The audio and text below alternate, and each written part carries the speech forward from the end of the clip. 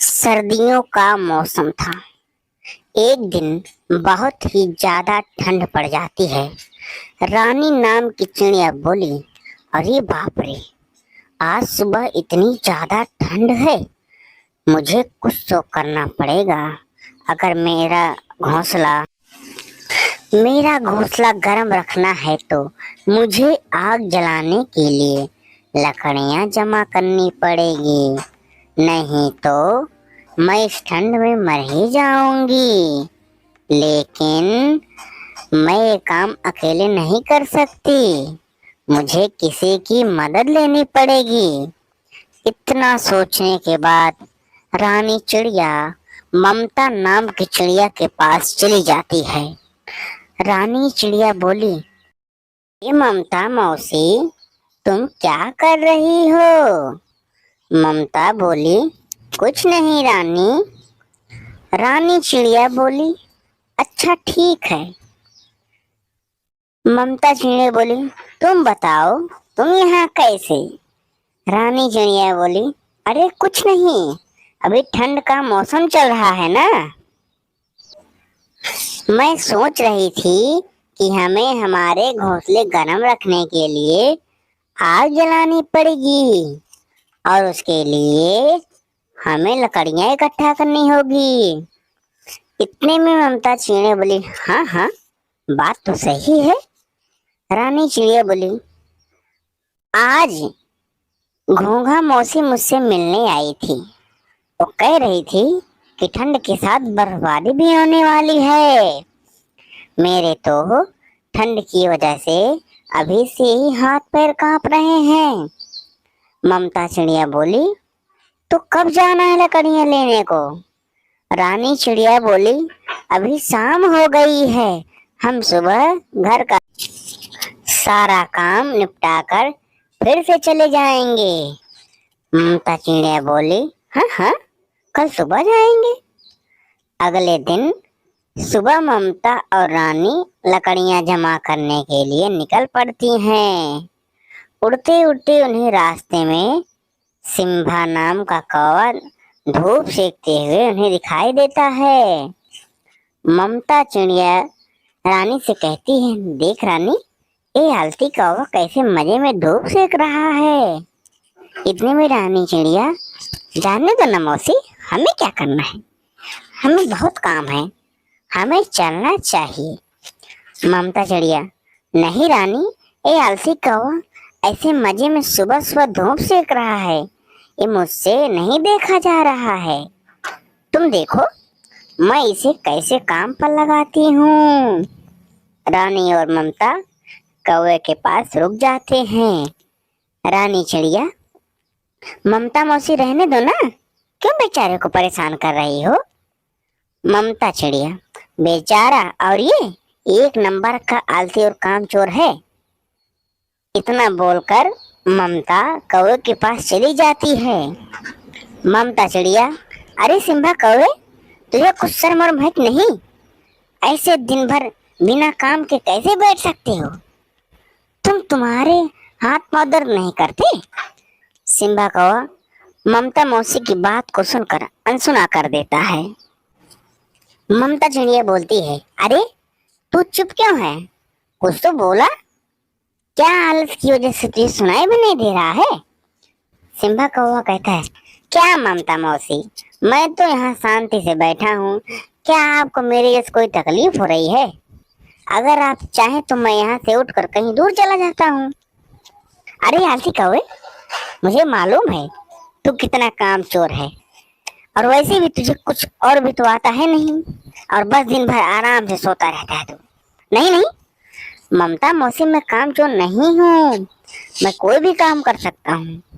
अच्छा, तो ऐसी बात है, तो चल मेरे साथ। और रानी घोंसले गर्म रखने के लिए लकड़ियां जमा करने के लिए जंगल में जा रहे हैं। तू भी चल हमारे साथ।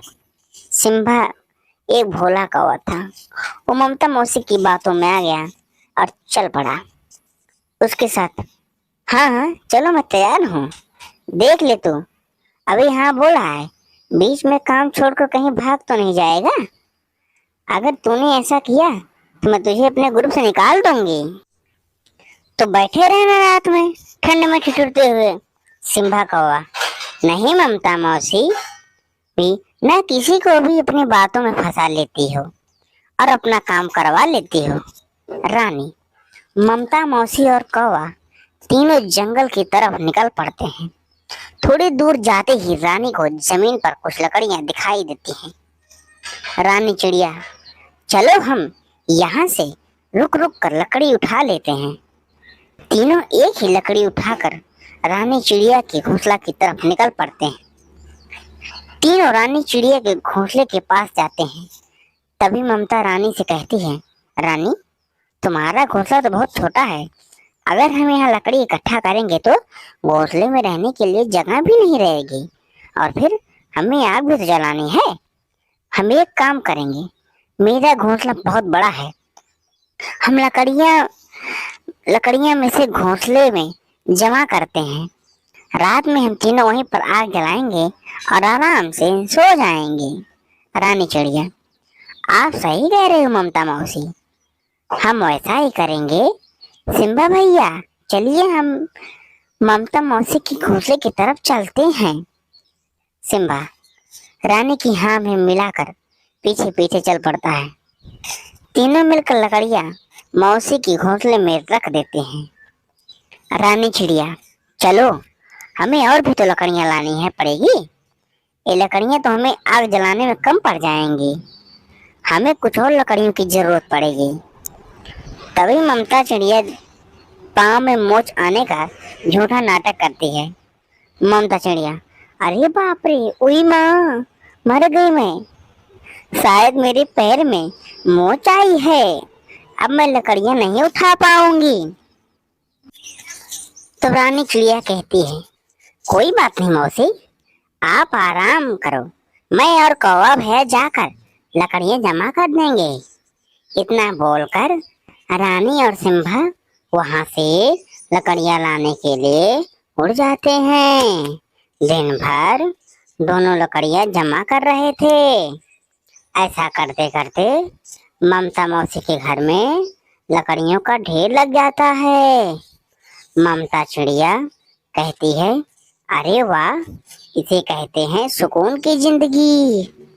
रात में तीनों मिलकर मौसी के घर आग जलाते हैं और आराम से सो जाते हैं। जब सुबह हो जाती है तो सिम्बा कहता है कि कल तो बहुत अच्छी नींद आई मुझे, लेकिन अब मुझे बहुत ज्यादा भूख लग रही है। रानी चिड़िया कहती है, भूख तो मुझे भी लगी है।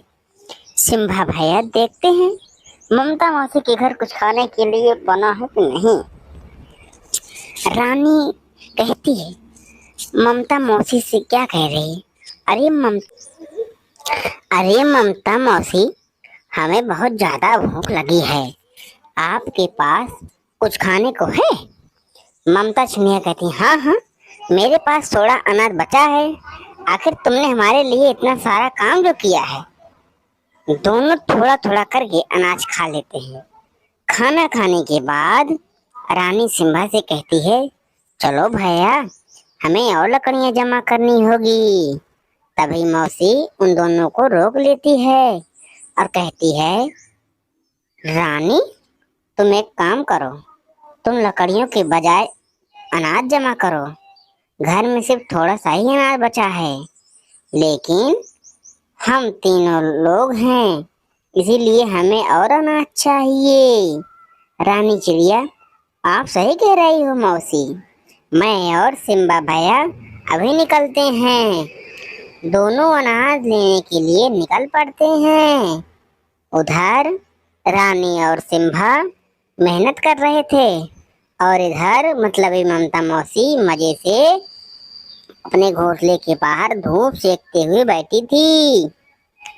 कह रही है, ये सर्दियाँ कितनी अच्छी होती हैं, रात में आग जलाओ और दिन में मस्त धूप सेको। ये दोनों अनाज लेकर वापस आए, तब तक मुझे घर का दरवाजा अंदर से बंद कर लेना चाहिए। मैं इन दोनों से झूठ कहा कि अनाज खत्म हुआ है, लेकिन ऐसा नहीं है, मैंने बहुत सा अनाज पहले से ही जमा करके रखा हुआ है। अब मेरे पास रात में आग जलाने के लिए लकड़ियां भी बहुत हैं।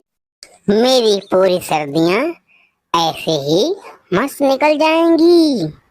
इधर रानी और कौवा अनाज ढूंढते ढूंढते बहुत दूर तक आ जाते हैं और उन्हें ढूंढते ढूंढते बहुत दूर तक आ जाते हैं और उन्हें वापस आते आते रात हो जाती है। और इधर ममता मौसी घर का दरवाजा बंद कर देती है और रात हो जाती है। ये दोनों ममता मौसी के घर के बाहर आ जाते हैं और रानी का दरवाजा खटखटाते हैं। शेष अगले एपिसोड में। धन्यवाद। सब्सक्राइब कर लो भैया हमारे चैनल को।